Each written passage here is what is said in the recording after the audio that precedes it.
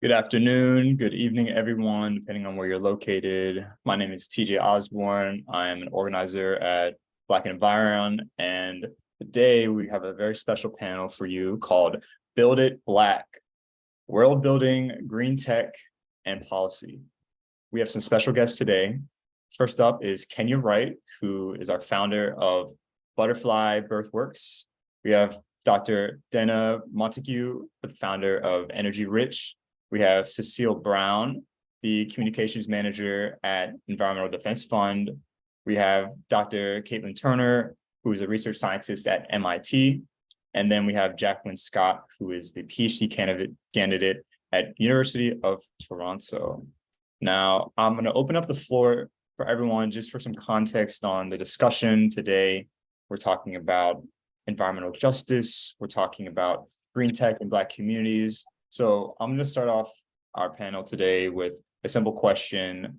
How do you define environmental justice?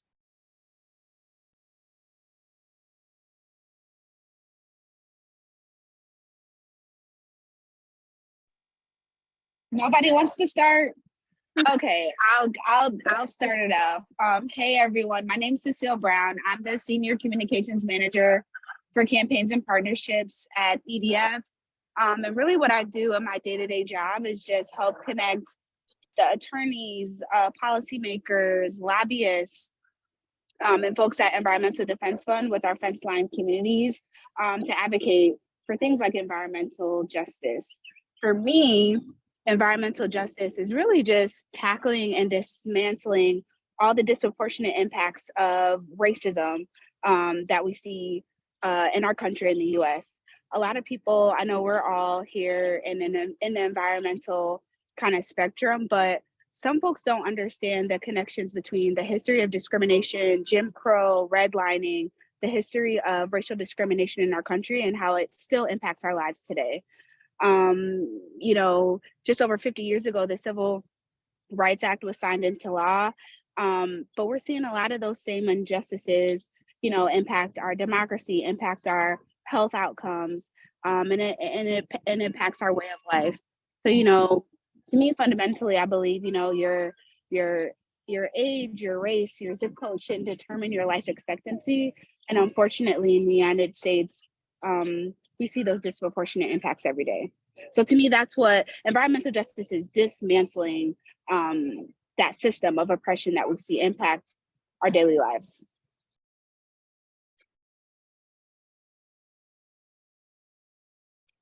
Yeah, I can go ahead and say also, Cecile, I really appreciate what you just said. And I actually wanted to build off of that idea of dismantling these oppressive systems, because I also link environmental justice to capitalism and climate justice as well. And so, oftentimes I think probably the people on the panel and many people who are listening are familiar with the term racial capitalism.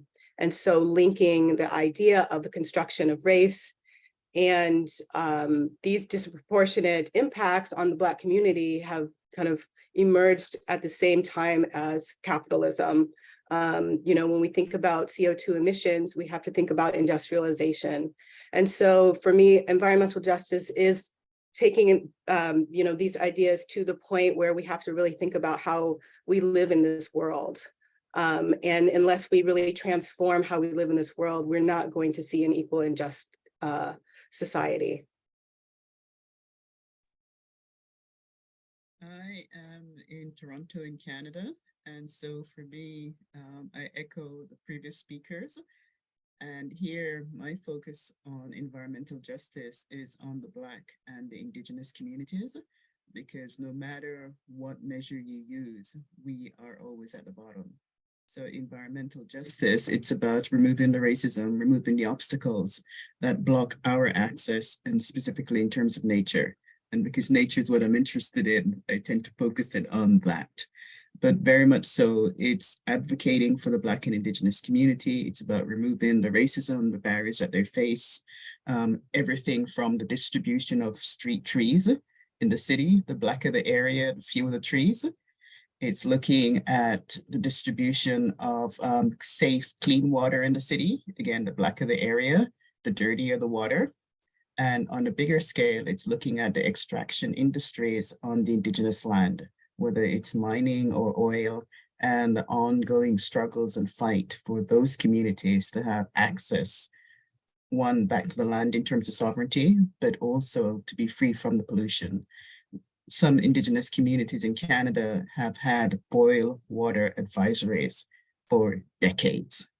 Canada is one of the richest countries in the world, but we can't guarantee safe drinking water to some of our communities.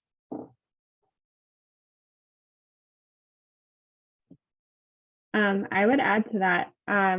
So I'm a systems engineer, which means that what I do is look at technological systems. So a lot of people think of technology as like your phone as a piece of technology or your computer as a piece of technology. But when we think about technology as being bigger than that, so, you know, a power plant, for example, is itself a piece of technology, but it's situated within a system. And that system includes people, it includes legal structures, it includes norms of use, it includes, you know, it includes, you know, computers, it includes communication, it includes basically all of these societal norms that enable that technology to work. And when you are a systems engineer that focuses on equity and justice, it's essentially impossible to look at any technological system without seeing that in every system, there's always waste. In every system, there's always a community or a piece of land or a group of people in general that either takes on the brunt of the work or gets no compensation for that work or has no choice in the matter or is taking on the majority of the burden, right? Every single environmental innovation, every single technological innovation that we've ever had in our society comes with this dark side to it, right? And so, you know, for me, environmental justice is looking at systems and looking at trying to understand, you know, where are those wastes, where are those sacrifice zones, what communities are getting screwed over, and really not just saying, you know, let's distribute this burden more equally, but let's design a system where that actually never exists, right? Like where we don't have to be, you know, putting an entire community of people or an entire group of people on notice and in a dangerous situation just to enable us to, you know, live in our 21st century capitalist society with all its bells and whistles. So that's what I would add. Hi everyone, I'm Kenya Wright. I am the founder of Butterfly Bearthworks, and we specialize in natural building. So building houses with straw and with soil, covering them with earthen plasters, with clay, and with limestone. So what I would add to what Katlyn just shared is the perspective of environmental justice dealing with houses. Houses contribute to 40% of greenhouse gases. And a lot of it is because of what was just mentioned, the embodied energy that it really takes to create all of the materials that we are using in the majority of construction. So when I think about environmental justice, it's definitely going back to ways that make our homes have less of an impact on the environment, and then also having less of an impact on our bodies ourselves, because even very wealthy people and communities may be living in homes that are finished with toxic materials that don't have great indoor air quality because of what's being used. So I think about not just supporting our communities and our access to clean water and even just indigenous land and all these things, but it's also how are we actually having a healthy environment whenever we're inside and wherever we're going to visit people and going shopping and just like going to all these different structures. Are those structures constructed in a way that's really going to nourish our energy systems and our bodies? That was very well said. And I know a lot of you can speak to this, but what are some of the major obstacles to achieving environmental justice? The first thing that came to mind for me is education. I mean, we all just mentioned all of these, systems, all of this history, and those were things that I'm sure we all had to learn. And at least for me, I was at an elite university. I went to Brown University, and they basically put me on game to what actually happened to Black people in this country. We get bits and pieces of the narratives, and we barely get any actual narratives about Indigenous people. And for me, I would just remember I would get so sad because it was just like I stumbled upon this education because I cared about the water, or I cared about this or that. And I happened to have these really good teachers and these awesome programs that I got to be a part of. But when I try and share what I do with other people, or share some of the deeper cascading reasons for the situations that we're in, there's just a lot of people who don't even begin to understand what's really gone on to create what's going on right now. I agree, Kenya. And just adding on to your bit about education, to me, one of the major obstacles for environmental justice is political polarization. Unfortunately, climate change, most topics nowadays are completely polarized. It's a left or a right thing, it's a snowflake thing, it's a liberal thing, it's a progressive thing. And we're talking about the way we eat, live, and breathe, right? This shouldn't be a political issue. So for me, that's a big challenge we have right now with environmental justice. I think to add to that, I feel like it sounds bad, but the status quo is a huge obstacle to environmental justice. And what I mean by that is that the status quo, of course, of systems basically says that if you're brown, if you're Black, if you're Indigenous, it's normal, and not just normal, but perhaps, at points in our history, it was actually the rule. Points in our very near history, it was the rule for our communities to get the short end of the stick, and that norm sort of persists in our country and in our world, our mind, in our headspace, in our norms. And so when we think about how even today, how news about pollution or lack of sovereignty on Indigenous land or in Black communities, how that's treated in the news cycle and in policy circles as kind of this special interest, that's because it's a status quo problem, right? So I feel like that's one of the biggest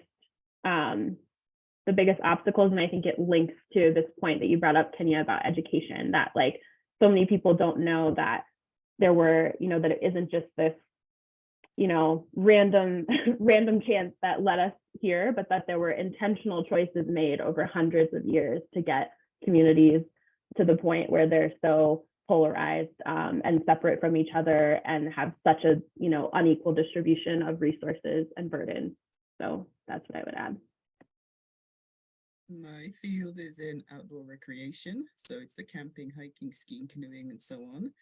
And the biggest obstacle in terms of environmental justice in that sector is actually talking about racism. We still have the myth that, nature is pristine, that anybody can enter nature, that it's free for everyone. And that is clearly not the case. Hence why diverse communities, Black people, don't have access to our national parks. And at environmental conferences, at conservation conferences, I'm one of the people now, thank God, talking about how racism impacts those fields. And many times it feels like an uphill struggle, because the status quo in the field is that nature is neutral. Anybody can go into nature. We know that is not true. And so for me, it's the constant talking about there's a thing called racism. This is how it shapes the field. There's a reason why there's so few Black people in this room or brown people in this room talking about the environment and conservation. It's not because we're not interested. It's because we face the white wall, that white barrier, which wants to say, keep the race over into your social justice. We're here to save the bees, the butterfly, or whatever it is, and it's got nothing to do with race. But when we show up, it's got everything to do with race. When we start to ask the questions about why is it's the people who look like us, the people from our communities who are the most impacted, then you watch how the tone in the room shifts. So for me, racism, the need to talk about it, name it, and then we can move forward. Yeah, I love what everybody is saying. To add on to that, I also think there's a huge issue in terms of who gets funding also. So for what I do, I direct an organization called EnergieRich, and part of what we do is we build solar panels and innovative clean energy in northern Ghana, and also working with students from Black engineers from the US. And what I found over time is that even though disproportionately, Black and brown communities are bearing the burdens of environmental injustice and climate injustice, what you do see is that billions of dollars are going to already well-resourced organizations, corporations, researchers. And I just want to say, I read this amazing op-ed in the New York Times a couple days ago. The title is "My Continent is Not Your Giant Climate Laboratory." And it was written by a Nigerian scholar who's saying, we don't want your solar geoengineering and all your experiments that are getting billions of dollars in financing that are unproven.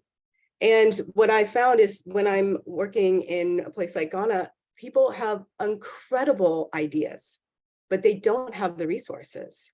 And I think one of those, that's part of it. The other thing is I also teach at UCSB, and oftentimes when we're talking to students, they're really interested in environmental justice or climate justice. They want to do good work, but when they graduate, they're worried about how they're going to pay their student loans. How are they going to pay their rent? And so this type of work isn't very lucrative.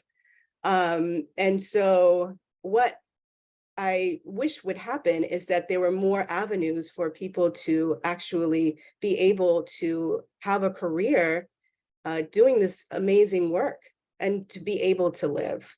And so then their options then become to go into the corporate world where they're basically doing, kind of the opposite of where their passion lies. I'm a proud HBCU graduate, and I'm sure a lot of us can speak to that as well, especially members that are joining this panel. And even at HBCUs, there's an education barrier. So education barriers exist at the education level. The financial barriers exist at every level of our society. And one thing that I think sounds true, and it resounds true to a lot of spaces, is policy. And what is our government doing? What's the local government doing? What's the state level doing? And we can link all that back to redlining, for example, in the US, where communities of color are disproportionately impacted by climate change. That's a policy decision. The same goes for where money goes. That's a policy decision. So why is policy so important in shaping the future of our communities? And how can we shape that policy to change the future of our communities? I can jump in, TJ, and we can start with the Inflation Reduction Act, affectionately known as IRA, is the largest act of Congress to address climate change ever. IRA combined with the bipartisan infrastructure law that got passed in late 2021, both of those pieces of legislation together invest about $550 billion into climate solutions and modernizing our electric grid, installing EV charger networks, and addressing the impacts of climate change. The good thing about IRA is that President Biden has pretty much created a whole of government approach, what they're calling Justice 40, to where 40% of these benefits are going to go directly to communities in need. So I think that's a great sign. We've got a president and the administration that cares deeply and is centering environmental justice in everything that they're doing. But we have to remember, y'all, that policy is like the first step. The regulatory process and how it's built in the US, it does give us a chance, right, to help further shape how the law actually gets implemented. So one thing that's really important now, as we're seeing this money from the bipartisan infrastructure law and IRA start to flow down to the states through the feds and into the states, it's our turn to speak up and make our voices heard. There's things that are happening at EPA right now with electric vehicle standards, soot pollution standards, heavy duty truck rules, pollution that's coming from power plants. These are all things that are already being regulated by the US government. But we'll have a chance to leave comments directly with EPA during open public comment periods. There's going to be testimonies that'll be happening, and it's really, really critical and important for our folks to continue to be engaged and step up and continue to call and charge for the government, right, to center environmental justice, make sure Justice 40 continues to be a priority, and really hold the administration accountable to their promises to make sure that this money gets spent in communities that need it most. So to me, I think policy is really, really important, but really that's just the first step.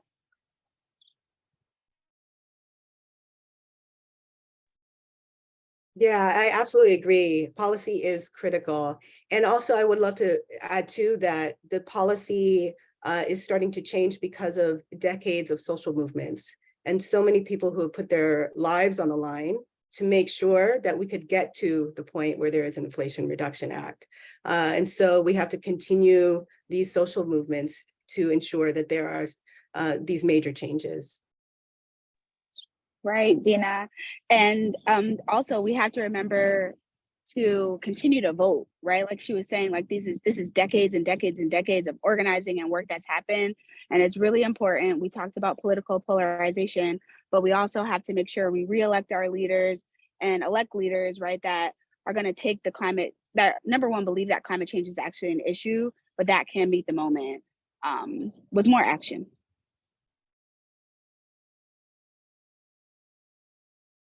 So I actually, when I graduated from college, I planned to pursue a career in international environmental policy and law. And for me at the time, it was just like, how are we really going to get anywhere if we don't change these laws? Like, it's been crazy. In a town where I used to live, it was illegal to sell food that you grew. Like if you grew food, you had to eat it, but you could not sell it. Farms were illegal. And this is a town full of humans who eat food. And there's just so many laws out here where you can just be so surprised that it's like illegal to be a person, kind of. And that was something that I wanted to address. And at the same time, I was pretty discouraged by how long it can really take to create a substantial change through the route of policy. So I opened up to, you know, what are other ways that I can support climate forward solutions? And eventually I became a natural builder, and that's what I decided to pursue. But I really feel, Kyla, and your question about, is it best to work within the systems that have led to these injustices in the first place, where there is this like gridlock and you have to play the long game and be very patient and organized and disciplined, or to do work from the outside? And I chose to go from the outside and to follow just my heart and my joy. And I have so much respect for both sides. And I think it can be really helpful to have both things happening. People in those systems working to change them, and then also people outside who are bringing in these unique perspectives and working to create the change that we all really want. I totally agree. And to speak to that point, you know, the Inflation Reduction Act allocated about $60 billion for disadvantaged communities for climate and clean energy tech. And that's going to be allocated over the next 10 years in communities that didn't have access to that funding in the first place. So that's huge. So thinking about that money and distributing it, what is your vision for green tech in Black communities over the next decade? Like business ownership, for example. I mean, we can talk about this all day long, but in your work, like what's a vision that you'd like to see in the next decade for our communities from all this investment?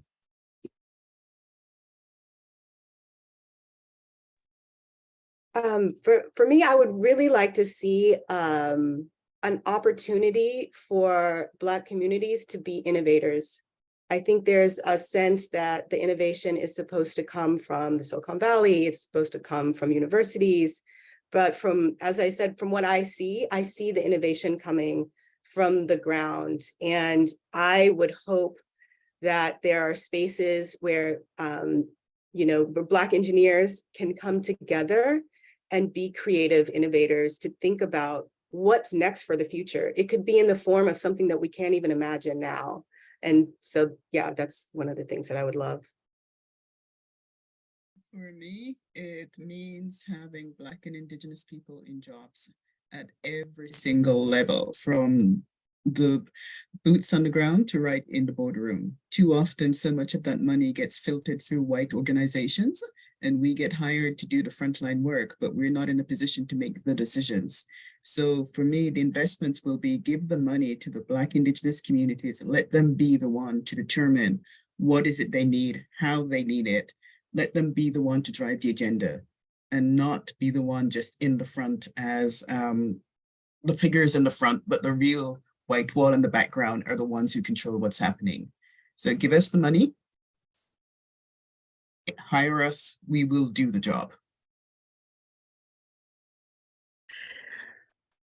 My vision for Black communities in green tech is that we have the agency, the funding, the safety, and the knowledge to incorporate ancient ways into new tech, because I think we have to be really careful with this whole new tech thing, where the whole climate crisis came about from all of these new things that were tried, all these new things that were created, and the ancient ways were protecting the environment. So for me, I think a lot of it has to be integrated with, okay, how can we incorporate these ancient, these ancestral, these indigenous ways while still providing the levels of comfort, of connection and innovation that we're creating. But I definitely don't think that the solution is like more tech and not really looking at the past and the history and what already is working in so many communities on this planet. Yeah, I agree really strongly with that, Kenya. I feel like sometimes we have a narrative, even in our communities, which I think is kind of like, it's quite assimilationist. It's like, it's this idea that if somehow like all the billionaires were Black, or if all of the like tech venture capital people were Black, that like that would be inherently better. And like perhaps it would be in many ways, right? But I think there's one of the like insidious things that capitalism and like our system has done has essentially made it so that like there's one right way to live and exist as a person in this society. And any way that you deviate from that one right way, whether that's through race or sexuality or gender or ability or language spoken or whatever it is, like systems punish you for that. And so, sometimes the punishment is like something simple, like, it's harder to get working papers if you deviate in certain ways, or you're punished for how you wear your hair in the workplace, or you're punished by like having a harder time trying to find housing or whatever. And I feel like what like liberation and like Black tech and green tech like looks like in my vision is just creating space for different ways of being and existing to be valid, and not just valid like within our communities. We have our safe spaces and we have our like places where we can all be accepted, but beyond that, not having to like code switch when you're filling out a form to get your taxes done or whatever it is. And then the other thing I would add too is just, I think the importance of like that unrestricted funding going to communities, like many of y'all have said, is so important, right? What I hope doesn't happen is that, this money just gets funneled into like white institutions who then get to decide and gatekeep which organizations to give funds to and how, right? And like, I feel like there's there's so much research showing that like the more burden you add to grantees, to people who are like receiving this sort of fund. So if you're having to like write a report every year and it has to be in a certain format and a certain number of pages or whatever, like that report could take 100 hours of labor, and like the amount of money that you're getting might be like $10,000. Is it worth, 100 hours of labor for that $10,000 to make a difference in your community? So I feel like the importance of like unrestricted funding, letting people, assuming that we all do have the like autonomy and dignity and intelligence to make the choices that are right for our communities. I feel like that's really important.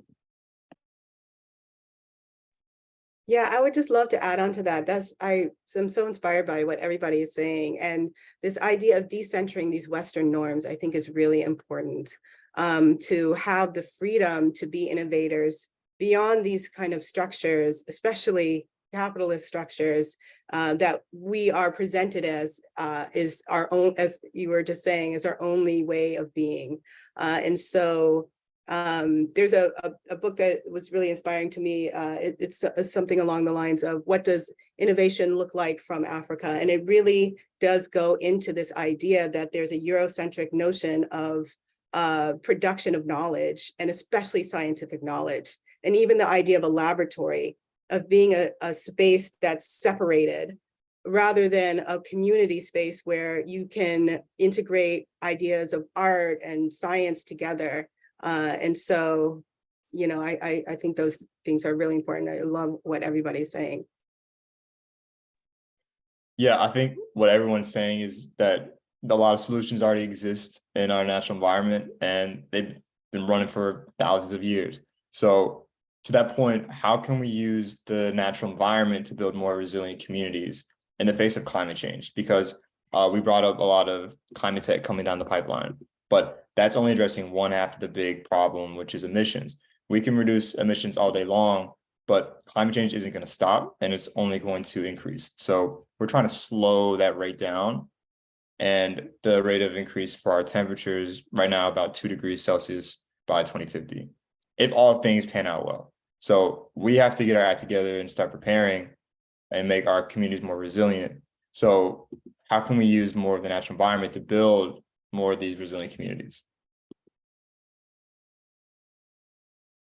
I mean, number one, earthing construction outperforms conventional construction when it comes to strength and natural disaster resilience. Like, they can't even compare. I am very much a fan of earth-bag construction, and that's one thing that I focus on. And it can survive floods, hurricanes, tornadoes, earthquakes, fires, like literally everything. And it's because these are buildings that are built with the earth, with raw, unprocessed materials in these very ancient ways that have been modernized to an extent so that they are actually resilient and they actually fit into the more modern world that we have now. So when I think about resilience, and again, that 40% of greenhouse gases coming from buildings, like, this is a huge chunk of the work. And I mostly hear people talk about LEED. I hear people talk about, net zero, but people are not focused too much on embodied energy. And that is like a whole, probably 50% of the conversation and the contribution to climate change in the first place.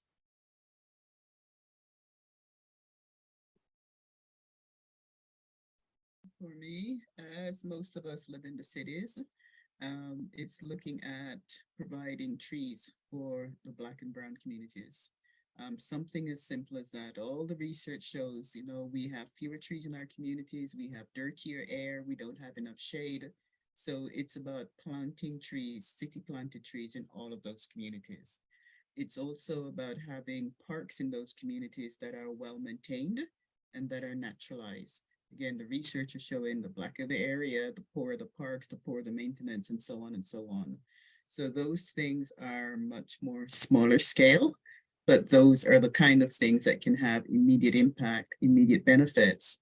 And in terms of the Black and the Brown communities, as while you're planting the trees, it's also ensuring that the greener areas doesn't become an excuse for gentrification and where we get pushed out of the nice leafy neighborhoods, because that's what tends to happen if you don't combine the green tech with social justice. One cool project that's happening in the District of Columbia around natural climate solutions. Mayor Bowser back in, I think, 2018 designated Kingman Island to be like a wildlife refuge, and they're doing a lot of work there, capping and judging the Anacostia and really working on natural solutions there to deploy all throughout the Anacostia in its effort for it to become fishable and swimmable. But there's one cool project that's happening. They have a mussel project where they're actually putting families of mussels all throughout the Anacostia River and growing them from little seedlings to regular shaped mussels. And what that does is naturally clean and cleanse the water. And I think it's just really cool because not only is it, a natural solution, it's a carbon, neutral solution, but also they're teaching young high schoolers how to get connected with nature, and how to be out in the river and deploy these natural solutions. So I think it's just a great way also to think about how wildlife kind of actually can help heal our planet.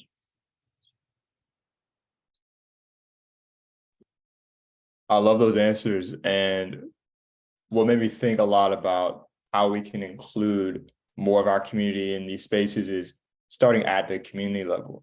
And like Cecile talked about, like Kenya talked about, like these solutions exist and the knowledge exists with the people. Like all of these solutions to be people-led.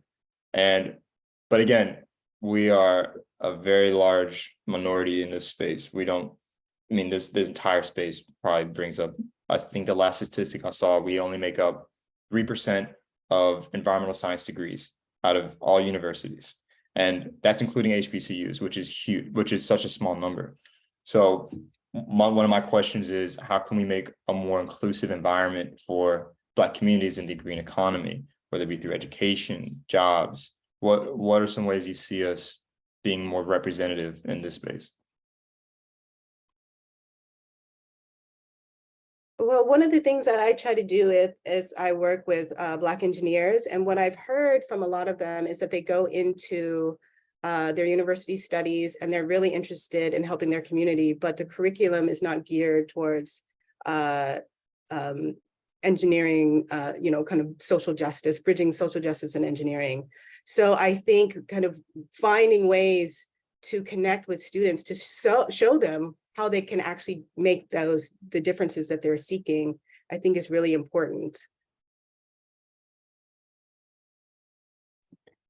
I would add to that. I feel like so my education was in earth sciences, and being the only person who is African American in my master's and PhD programs, like I feel like the curricula just need to be overhauled in general. Like I feel like there's the way that, say, like geology has come to be as a field is just like embedded with anti-indigeneity, with anti-Blackness, with like all of the isms, and that's the climate that we're wanting young, like Black, Indigenous, people of color, like engineers and environmental scientists to like assimilate into. I feel like that's a big ask, and it's like, why should we do it that way? So I feel like what I've been heartened to see is that there's across a lot of different universities, like starting to see momentum in really overhauling curricula so that it's less that like traditional mindset when we're teaching environmental science, and more like not just acknowledging, but centering like the interaction of the earth and our natural environment with society, and then also centering not just the like the traditionally white geologist ways of knowing things, but the indigenous and ancient pathways, right? A really good example of this is that like for years, white geologists, like geology in general, didn't know that major earthquakes could happen in the Pacific Northwest. You know, we know that now, but guess who had been knowing the whole time, right? Like we had, you know, markers from Indigenous communities in the Pacific Northwest. We had markers from people dating back hundreds of years in Japan. And it took, you know, a whole couple of centuries for like traditional geology to catch up with that. So I feel like, you know, that knowledge is there, but it's not upheld in our education, and it needs to be. And I feel like that needs to be part of major curriculum overhauls, like across higher ed. I agree with everything that y'all are saying, and it just makes me remember my experience, right? Like I studied entrepreneurship and my concentration was on the environment, and I was so excited going to this program. I was specifically looking for schools that combine business with environment, and my experience was incredibly disappointing. It was so white, just everything about the curriculum, everything, you know, the students, the teachers, the perspective. And I found that even though that program existed, it wasn't really integrated at all. And I was in a position where in order to get my degree, I had to design a coal power plant to pass one of my classes. And I was just like, what? Are we really still doing this? And why do I have to do it? Like my body was so resistant to that. And it was pretty frustrating. And what's even more frustrating about it is it's like, okay, we've had all of this environmental injustice and trauma that has really traumatized our relationship with the land, torn us from the land, separated us from our actual traditions with the land. And I think most of us know that the way that Black and Brown and Indigenous people interact with the environment is through music, through art, through ceremony, through community. And when you go into these programs and everything is very sterilized and everything is only scientific, and there's not really space for the integration of our actual culture and how we actually interact with the environment and how we might actually move forward in healing our relationships with the environment, I can really see how the appeal isn't really there. Yeah, it's about decolonizing the curriculum. And there is still the huge divide that when you walk into environmental or conservation conferences, it's the whiteness of the room. And when you walk into social justice conferences, it's the full diversity that you see. So the two sectors are not talking to each other. And in terms of decolonizing the curriculum, it's also asking the question, what counts as knowledge? Why do we value this way, the scientific way? And we see it as neutral, as opposed to it is only one way of knowing. There are many other ways of knowing. And it's about recognizing and honoring those other ways of knowing. One of the things that's happening in Canada is in terms of Indigenous-led conservation efforts and different ways of knowing, different ways of looking at the environment, and more successful than the Western way. But it takes people like us, people from the communities, to constantly keep pushing, to asking, well, who say this is the only way of knowing something? And it is exhausting work, but when we have this conversation, it also gives hope for me. And also I think for the other generations of students who are coming up, that things are changing, that we are butting heads, but we are moving forward. Another thing I'll add to that is there's just so much power in teachers. So I can think of, you know, 3 Black teachers that I had, which were one of the only Black teachers I've ever had in my entire educational experience. And they taught me things about my community that I didn't know. They taught me things about oil refineries that I didn't understand. You know, I took a class on environmental racism, and that never even existed in my college until a Black woman joined the teaching staff and started teaching this class. And there was another one that was taught by another Black woman, and she taught a class about hip hop and then like the history of Black Americans. And pretty much everyone wanted to take that class, no matter their background, because of how magnetic she is as a teacher. Her name's Trisha Rose. You may have heard of her. So when I think about like what's going to attract more students to these studies is some Black and Indigenous people who have that fortitude to walk into those systems and to make it in there, and then to teach the curriculums in these ways that are not colonized. I kind of just wanted to add to just chat about folks who might not be familiar with environmental conservation as a career. They might be in college studying communications like me. I'm an accidental environmentalist. I didn't find out environmentalism was my calling until I was way out of undergrad, and I was the Mardi Gras queen, and we decided to do a litter-free Mardi Gras community service project. That's how I became an environmentalist. And so I think a big part of this too is we have to meet people where they are.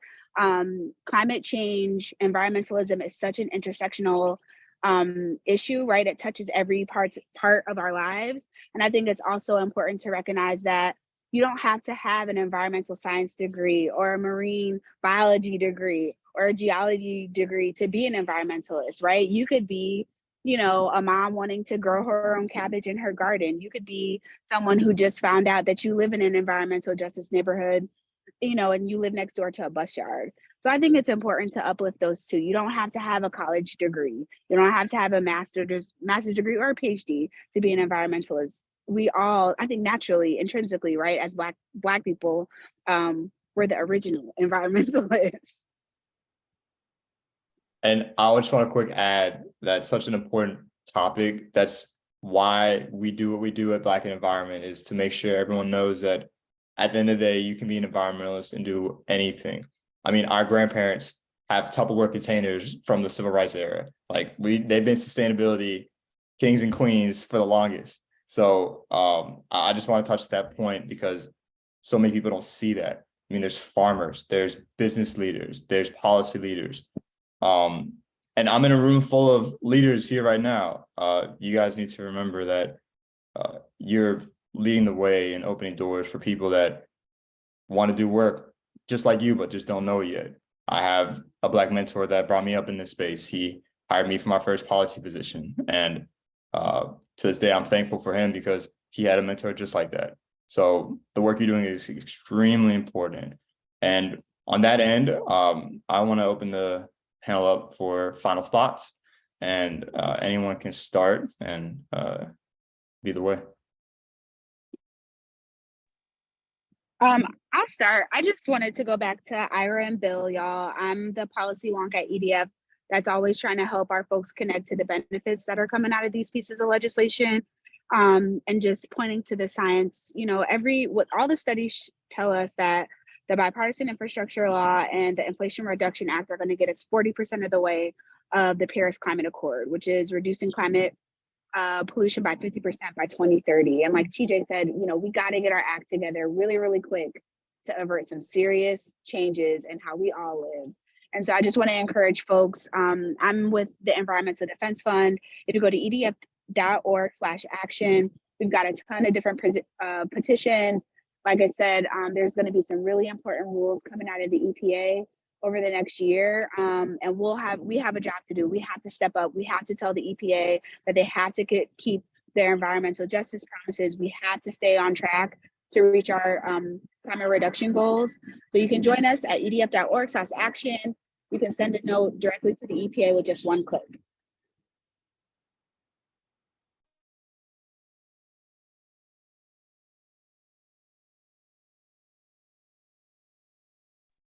Okay, well, final thoughts, I would just say it's panels like this that give me a lot of hope and give me a lot of energy. So just thank you, everybody, for being here and this opportunity to speak with all of you.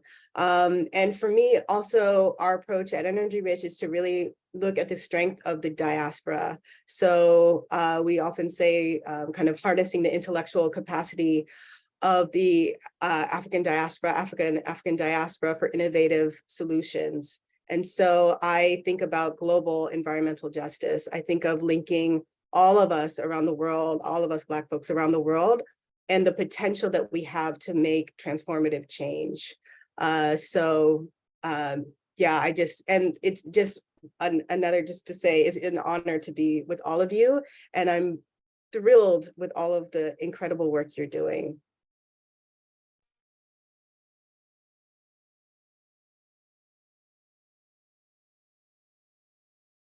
I'll just quickly say that I get a lot of energy from serving on panels like this, from hearing different speakers, because we enrich each other, we support each other. And that is so important when we enter typical spaces, we're in the minorities. So this for me is always a really good energy boost. And I also think that the conversations around reparations are in the air. They're not going anywhere. They're not going to go away. And so to echo what Dena said about global environment, I'm looking at, well, the reparation payments for our communities. Some of that reparations is also has to go towards nature, because we need the reparations. We can use that reparations to make our communities better.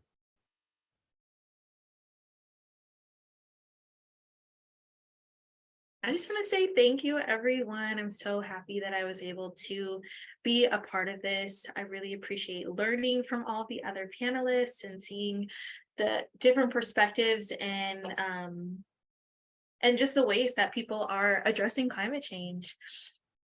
I would love if any of you want to stay in contact with me. The best way to find me is my Instagram, which is @ButterflyBearthworks. So I take you along my journey in doing natural building, and I'm also a transformational coach for women. So I post about that too, and how I merge energy healing with natural building. So definitely keep up with me if you're interested. I love getting DMs. I like to get back to people and answer questions and just provide support. So please know I'm here for you. And just a quick note that you can find me on Twitter and Instagram at Black Outdoors One. And I also run a blog called Black Outdoors. And on that, I talk about race and nature and how they intersect, whether it's in outdoor recreation, trees in the city, community gardens, or the conservation movement. But Black Outdoors One. Yeah, thank you so much for hosting and convening this panel. I really enjoyed it and feel similarly to all the panelists.